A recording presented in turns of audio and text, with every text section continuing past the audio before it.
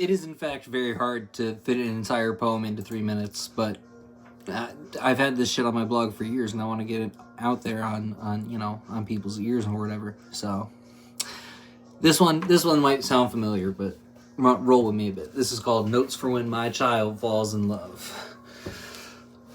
Do not be afraid. This is going to be fucking awesome. It's okay to be afraid. There will be times when this seems like anything but awesome. I guess what I'm saying is, don't be worried about the aches in your chest and the tears in your eyes. They are a beauty that humanity has been obsessed with for centuries. You might even figure out what it all means eventually, but probably not. For the first time you chip off the piece of your heart to give away, the person you give it to might not understand what they're holding on to. Give that piece anyways, and if they fuck it up, don't worry. I will have put pieces in your backpack, in your lunchbox, and you'll never be running low.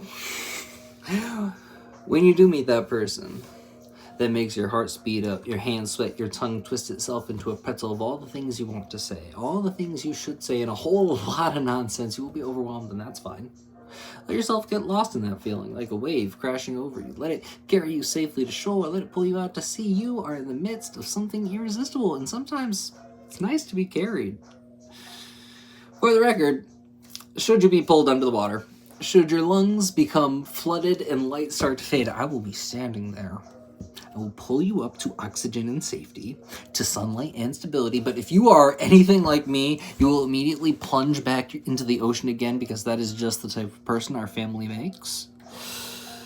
When it all goes to shit, which happens with surprising frequency, I will be here for caloric therapy and romantic comedies and books and poetry and all of the coping mechanisms that I have used. And you will probably want to sulk and be alone, and that's cool too, but don't be surprised when every meal we have is based on comfort food.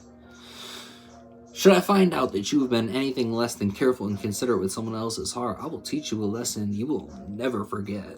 Opening up the attic, I will show you the damaged pieces of my heart that have collected dust over the years. I will show you the bruises and breaks that accrue over time and don't always stop hurting. You will watch your father cry, and you will know that you've got to be careful with things that are precious.